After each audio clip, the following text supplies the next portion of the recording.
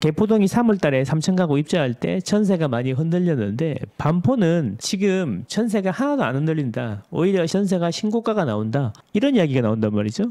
아파트는 망고쌤.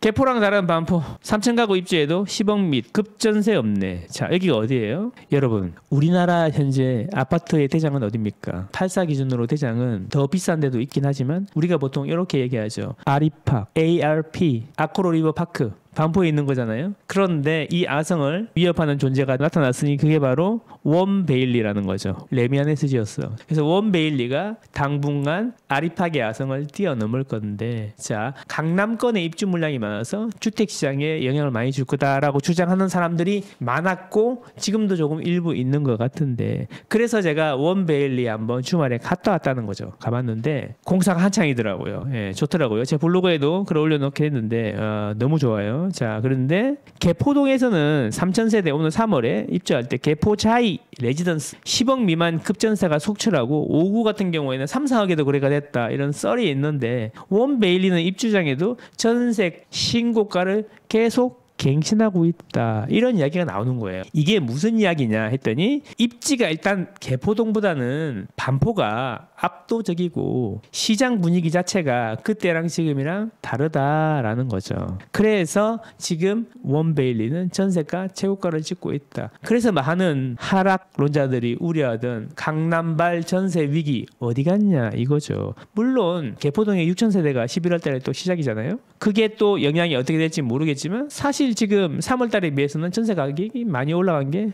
어쨌든 반포동에는 3,000세대 레미안 원베일리가 지난말 입주를 시작했는데 급전세가 저치를 감췄다. 개포자이 프레지던스 확 다르다. 그래서 원베일리는 2,990세대인데 전용 5구 24평이죠. 12억에 거래됐다면 12억. 12억이면 와 잠실의 84제곱미터 전세가보다 조금 네 12억.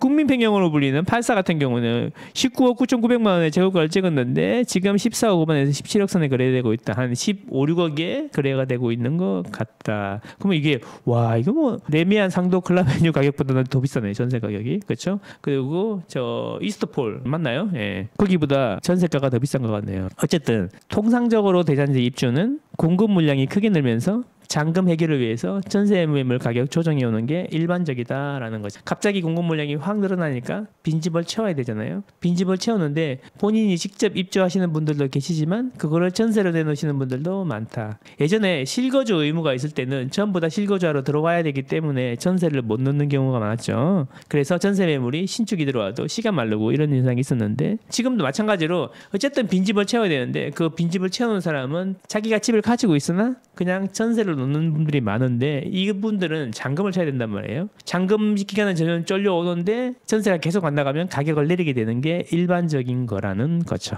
그래서 이게 대규모 공급이 터지면 전세 가격이 떨어집니다. 그런데 개포자이 프레지던스는 가격이 많이 떨어졌는데 왜 원베일리는 안 떨어지냐 이런 이야기인 거죠. 계좌프 전세 매물이 84 기준으로 7, 8억 반값이네요. 예, 원베일리의 반값. 그리고 5구 같은 경우에는 4억 원대에 거래되기도 했다 이런 이야기인 거죠. 근데 저는 이렇게 생각합니다. 원베일리하고 개포자이는 다르다. 왜냐? 개포자이는 주공 아파트고 소형 평형이 많았어요. 11평 뭐 물론 24평도 있긴 했지만 그래서 거기는 보통 실거주를 하시기보다는 투자로 사놓으신다든가 이런 분들이 많았다는 거죠. 원래 세를 놓고 있었다는 거죠. 그래서 입주할 때도 자기들이 들어오시는 분들도 계시지만 일단 일반 분양수가 지극히 적었어요. 적어서 일반 분양 당첨되는 사람들은 많지 않았죠. 그래서 기존의 조합원들이 많이 갖고 있었는데 그분들이 세를 많이 놨단 말이지. 그럼 세를 많이 놓으니까 전세가 쌓이고 그리고 조합원 분양가도 내야 되잖아요. 그러니까 전세 가격을 자꾸 낮추고 하는 이런 현상이 있었는데 원베일리 같은 경우는 중층 아파트였단 말이죠. 주인이 직접 실거주하는 경우가 더 비중이 훨씬 높았다는 거죠.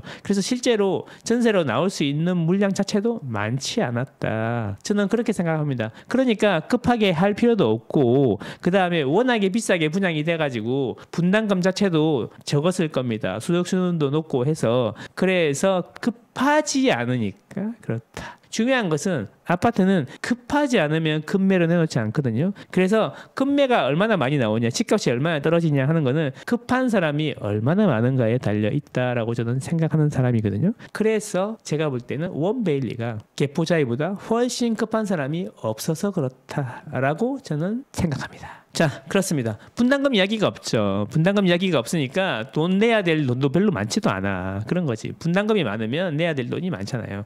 일반 분양 같은 경우에는 개포동 같은 경우에는 100세대 안 되는 경우가 되게 많았거든. 단지는 엄청 큰데. 그러니까 일반 분양이 적으니까 뭐 분담금이 많은 거죠. 이 원리를 알면 좋습니다.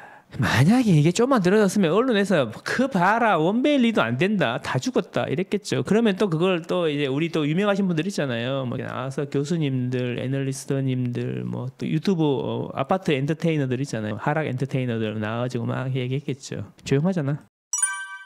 여러분들은 어떻게 생각하십니까? 예, 객관적이어야 된다는 거죠. 시장은 자기 마음대로 안 움직이거든요. 그래서 여러분 뭐가 중요하냐면 시장을 객관적으로 볼 수 있는 눈을 키워야 되는 건데 그게 쉽지는 않아요. 그런 것들을 가르쳐주는 사람들을 찾아다니고 그런 것들을 알려주는 곳을 찾아가서 배우셔야 됩니다. 그게 돈을 버는 방법이에요.